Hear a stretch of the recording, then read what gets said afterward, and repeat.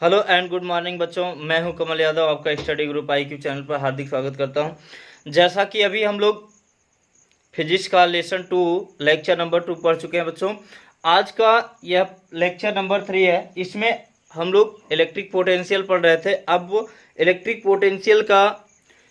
Potential difference पढ़ेंगे। इसके बाद फिर इनकी बीमा वगैरह पढ़ेंगे। तो देखिए क्या होता है, फिर उसके बाद हम लोग कैपेसिटर पढ़ेंगे। देखिए, in the direction of electric field potential decrease, देखिए कब इंक्रीज होगा और कब डिक्रीज होगा। तो देखिए, जब कोई पॉजिटिव चार्ज होता है बच्चों, तो हमने बताया कि पॉजिटिव चार्ज से इलेक्ट्रिक फील्ड लाइन क्या होती है, बाहर निकलती है। पॉजिटिव चार्ज से इलेक्ट्रिक फील्ड लाइन बाहर जाती है और नेगेटिव चार्ज की ओर इलेक्ट्रिक फील्ड लाइन आती हुई प्रतीत होती है। ऐसा पिछले चैप्टर में पूरा का पूरा कॉन्सेप्ट हमने पढ़ा दिया है, पूरी की पूरी चीजें बता दी गई है। अब देखिए यहां से बात करें तो यहाँ पर ये हमारे पास कैसा चार्ज है, पॉजिटिव चार्ज है ना। तो इससे इलेक्ट्रिक फील्ड लाइन बाहर की ओर आएंगी, बाहर जाएंगी। और ये हमारा नेगेटिव चार्ज है, इससे इलेक्ट्रिक फील्ड लाइन अंदर की ओर आती हुई प्रतीत हो रही है ना, अंदर की ओर आती है। तो यहाँ पर हमने देखिए 2 पॉइंट लिया है। यहाँ पर इलेक्ट्रिक पोटेंशियल यानी पॉइंट 1 पर V1 लिया है, पॉइंट 2 पर V2 लिया है।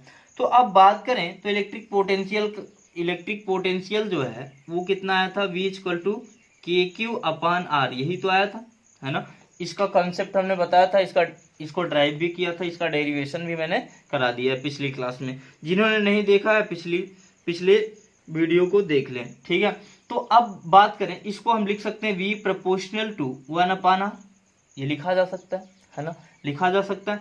अगर बात करें यहाँ पर R, इसके बीच की जो डिस्टेंस है 0.1 और 2.2 सेकेंड के बीच का जो डिस्टेंस है R, ठीक है।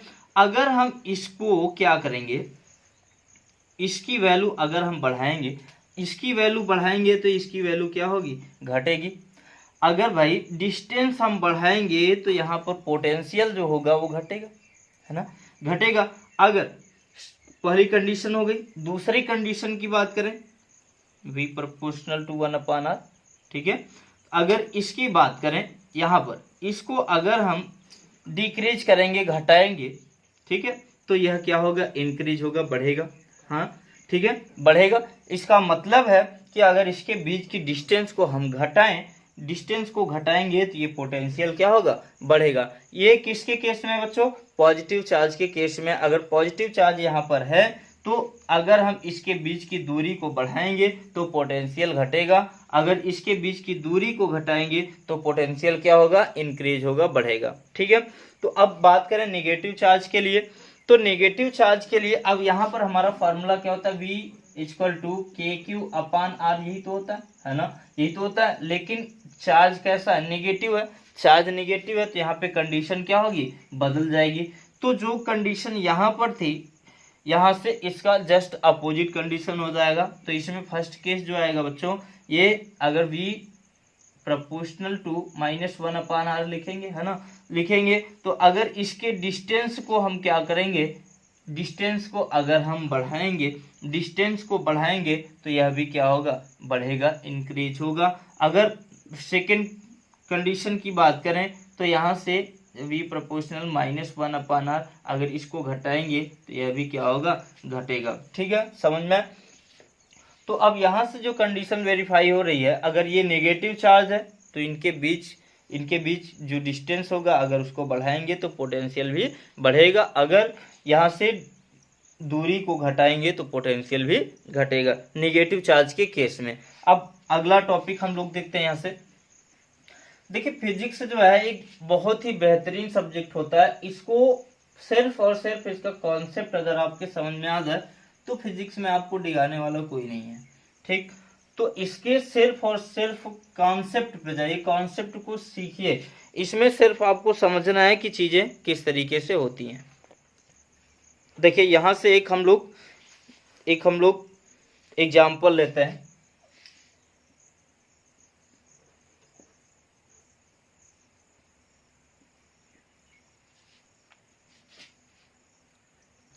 देखिए यहाँ पर हम लोग एक एग्जांपल समझते हैं। The potential at a point due to a charge 5 × 10⁻⁷ coulomb located 10 centimetre away. देखिए यहाँ पर एक लोकेशन यहाँ पर दिया है, एक पॉइंट चार्ज है, ठीक है, पॉइंट चार्ज, जैसे यहाँ पर एक कोई पॉइंट चार्ज है, ठीक है, दिख रहा है, पॉइंट चार्ज है 5 × 10⁻⁷ कूलम का कोई चार्ज है, ठीक है। इसको हम क्या कर रहे हैं, स्लोली स्लोली यानी धीरे धीरे किसी पॉइंट पे 10 सेंटीमीटर की डिस्टेंस लेकर के यहाँ पर ले जा रहे हैं, है ना, किसी पॉइंट पर ले जाते हैं। तो यही पूछ रहा है कि वहां उस पॉइंट पर पोटेंशियल क्या होगा, ठीक है, फाइंड करना हमको पोटेंशियल, ठीक है।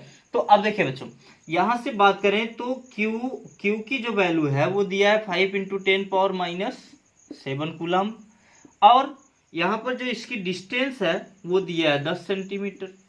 तो सेंटीमीटर से इसको हम किस में चेंज कर लेते हैं, मीटर में, 100 से डिवाइड करेंगे तो 0 पॉइंट कितना आ जाएगा, 1 मीटर, 0.1 मीटर, क्लियर। अब देखिए हमें पोटेंशियल निकालना है, तो पोटेंशियल V = क्या होता है फार्मूला, KQ/R, यही तो होता है, KQ/R। तो अब बात करें तो V = K की वैल्यू क्या होती है बच्चों, 9 × 10⁻⁹, पिछले क्लासेस में हमने इसको बताया था, ठीक है। और Q की वैल्यू हमारे पास दिया है 5 × 10⁻⁷, अपन R की जो वैल्यू है वो 0 पॉइंट कितना है, 1 है। तो V = कितना आ जाएगा, यहाँ से अगर 10 का ऊपर नीचे मल्टीपल करें तो ये हो जाएगा 90 × 5 × 10⁻2 आएगा, 7 2 9 हो जाएगा। ये हो जाएगा V = 9 × 5 = 45, यानी 450 × 10⁻2। अब इसको आप क्या कर सकते हैं, V = 450 × 10⁻3 वोल्ट लिख सकते हैं, ठीक है, वोल्ट, या इसको हम लिख सकते हैं 45 मिली वोल्ट, ठीक है बच्चों, इसको 45 मिली वोल्ट भी लिखा जा सकता है, क्योंकि 1 वोल्ट में 10⁻3 मिली वोल्ट होता है, ठीक है। तो यहाँ से हम लोग इसको इस तरीके से, इस कॉन्सेप्ट से आसानी से क्वेश्चन को बना सकते हैं, ठीक है, समझ में आया। अगला क्वेश्चन देखते हैं, यहाँ पे थोड़ा से 1-2 क्वेश्चन और समझ लेते हैं। देखिए नेक्स्ट क्वेश्चन कर रहा है कि in the above problem work done in bringing a charge of 4 × 10⁻⁷ coulomb from infinity to the point. देखिए कोई चार्ज है जो इन्फिनिटी से, अनंत से किसी पॉइंट तक लाया जा रहा है, ठीक है। यहाँ से देखिए कोई चार्ज है जो इन्फिनिट पॉइंट से किसी पॉइंट तक लाया जा रहा है, उस चार्ज की जो वैल्यू है 4 × 10⁻⁷ कूलम है ना। इसको किसी पॉइंट तक लाया जा रहा है, तो कह रहा है कि उसमें कितना वर्क डन हो रहा है, यही फाइंड करना है। तो देखिए यहाँ पर साथियों हमने एक वर्क डन का फार्मूला लिखाया है। तो वर्क डन जो है पिछली क्लासेस में हमने इसका डेरिवेशन भी कराया था। तो Q × क्या होगा, V, यही तो होगा, है ना, Q × V। तो अब देखिए यहाँ से बात करें तो W = Q की वैल्यू हमारे पास क्या है, 4 × 10⁻⁷ कूलम, ठीक है। और उसमें पोटेंशियल जो आया था 45 × 10⁻³ कितना आया था, 3। पिछले क्वेश्चन में, पिछले क्वेश्चन की बात करें, W = कितना हो जाएगा, 4 × 5 = 20, 4 × 4 = 16, 2 18 × 10⁻⁴ आ जाएगा, ये लिख सकते हैं। तो 18 × 10⁻⁻3, ठीक है, जोड़, ठीक, समझ में। तो देखिए ये बहुत ही आसान कॉन्सेप्ट है, इसको इस तरीके से हल करेंगे। तो देखिए अगला देखते हैं। देखिए अगले क्वेश्चन की बात करें, एग्जाम्पल की बात करें, तो ये बहुत ही शानदार एग्जाम्पल है। ये एम्स में क्वेश्चन पूछा गया था मेडिकल लाइन में। तो देखिए यहाँ पर दिया है find potential energy of the equilateral triangle by bringing charge from the infinity. देखिए यहाँ पर एक समबाहु त्रिभुज दिया गया है और समबाहु त्रिभुज के तीनों शीर्षों पे +Q चार्ज रखा गया। आप लोग जानते हैं कि जो इक्विलेटरल ट्राइंगल होता है उसकी सभी भुजाएं क्या होती हैं, समान होती हैं। तो यहाँ से देखिए अगर बात करें तो वर्क डन कितना होगा, तो सबसे पहले वर्क डन निकालेंगे तो हमको एनर्जी समझ में आ जाएगी। भाई जो वर्क डन होता है वही तो एनर्जी होती है। तो W1 की बात करें, यहाँ पर हम कार्य W1 मान लेते हैं, इसको W2 मान लेते हैं, इसको W3 मान लेते हैं, है ना, W3 मान लेते हैं। तो वर्क यहाँ पर ये इन्फिनिटी पे, यानी यह जो चार्ज रखा गया इन्फिनिटी से लाया जा रहा है। तो यहाँ पे बात करें तो इन्फिनिटी, तो यहाँ पर जो वर्क होगा वो क्या होगा, 0 होगा। तो देखिए बच्चों यहाँ पे कार्य 0 क्यों हो रहा है कि बात देखिए, बात समझिएगा। यहाँ से इन्फिनिट पॉइंट की बात कर रहा है, देखिए इन्फिनिटी से। तो अगर अनंत की बात करें हम, तो यह जो चार्ज है इनफाइनाइट से लाया गया, है ना। तो इसका मतलब है कि इसके बीच की जो दूरी है, ठीक है, इसकी दूरी क्लियर हमको नहीं पता है, तो यहाँ से अब देखिए इनके बीच की डिस्टेंस पता है, इनके बीच की डिस्टेंस पता है। तो बात करें तो यहाँ से W2 की बात करें तो W2 इक्वल टू हो जाएगा Q into del V, delta V, है ना। तो Q इंटू वी होता है, तो यहाँ से डेल्टा वी कर सकते हैं, रख सकते हैं, ठीक है। तो अब देखिए, तो W2 इक्वल टू क्या, Q वही है, डेल्टा V यानी पोटेंशियल की वैल्यू क्या होती है, KQ अपान R, या इसके बीच का डिस्टेंस A रख देते हैं। तो क्या हो जाएगा, W2 equal to KQ square upon R हो जाएगा, है ना, क्लियर। उसके बाद फिर यहाँ से W2 हो गया। W3 की बात कर लें तो W3 में भी वही फार्मूला होगा, Q इंटू डेल वी, है ना, डेल्टा वी। तो अब देखिए यहाँ से हम क्या करेंगे, रखेंगे W3 equal to Q into KQ upon A, यही तो होगा। तो W3 इक्वल टू हो जाएगा KQ square divided by A, यही तो होगा। KQ यहाँ पे लिख देते हैं, यहाँ पे W3 equal to KQ square divided by A, यही तो होगा। देखिए ये बहुत ही मजेदार क्वेश्चन है बच्चों। यहाँ पर देखिए, अब बात करें टोटल एनर्जी की, टोटल एनर्जी जो होगी उसको हम क्या करेंगे, यहाँ से उसको फाइंड करेंगे। तो देखिए इसका स्क्रीनशॉट करेगा, हम यहाँ से थोड़ा सा इसको इरेज करते हैं, ठीक है।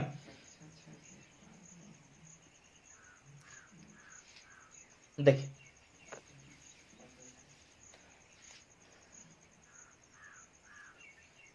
देखिए अब यहाँ से टोटल वर्क की बात करें, टोटल वर्क की, तो क्या हो जाएगा W1 plus W2 plus W3। तो यहाँ से W1 क्या हो जाएगा 0, W2 की वैल्यू हमारे पास क्या आया है KQ square upon A plus KQ square upon A। इसको हल करेंगे तो टोटल वर्क जो आएगा 2KQ स्क्वायर अपान A आ जाएगा। तो यहाँ से वर्क डन की बात करें या एनर्जी की बात करें तो जो वर्क डन होगा वही एनर्जी होती है। तो यहाँ से वर्क डन हमको मालूम हो गया। क्लियर, कॉन्सेप्ट क्लियर समझ में। तो देखिए आगे बढ़ जाते हैं। अब देखिए अगला, देखिए नेक्स्ट टॉपिक है बच्चों हमारा इलेक्ट्रिक पोटेंशियल डिफरेंस, वैद्युत विभवांतर, ठीक है। वैद्युत विभवांतर ये बहुत ही मजेदार टॉपिक है, ये बहुत ही एग्जाम में बहुत बार पूछा गया है और पूछा जाता रहेगा, ठीक है। तो इसको इग्नोर मत करिएगा, इसको अच्छे तरीके से पढ़िएगा। वैद्युत विभवांतर, देखिए वैद्युत विभवांतर क्या है,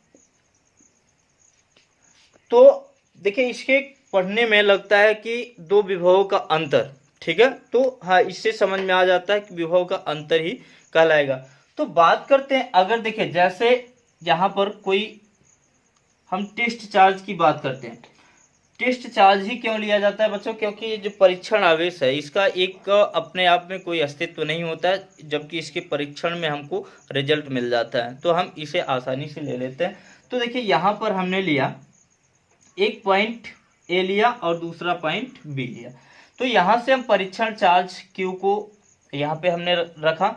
अब धीरे धीरे धीरे धीरे हम पॉइंट बी पर इसको लाना चाहते हैं। तो अगर बात करें तो यहाँ पे पोटेंशियल वी ए रहा होगा और यहाँ पर पोटेंशियल क्या रहा होगा वी बी, है ना। तो अब देखिए V A minus V B हमने क्यों किया, क्योंकि देखिए वी ए में से जब हम पॉइंट से इसको खिसकाएंगे पॉइंट बी तक तो धीरे धीरे इसमें पोटेंशियल में क्या आएगा, डिफरेंस आएगा, अंतर आएगा, है ना। तो इसीलिए हमने यहाँ पर ये बना के रखा है। तो देखिए अब बात करें तो इसकी परिभाषा की बात परिभाषा कैसे लिख सकते हैं, इसकी डिफिनेशन कैसे लिख सकते हैं। तो डिफिनेशन लिखेंगे, देखिए एकांक धन परीक्षण आवेश, एकांक धन परीक्षण आवेश, एकांक धन परीक्षण आवेश को किसी बिंदु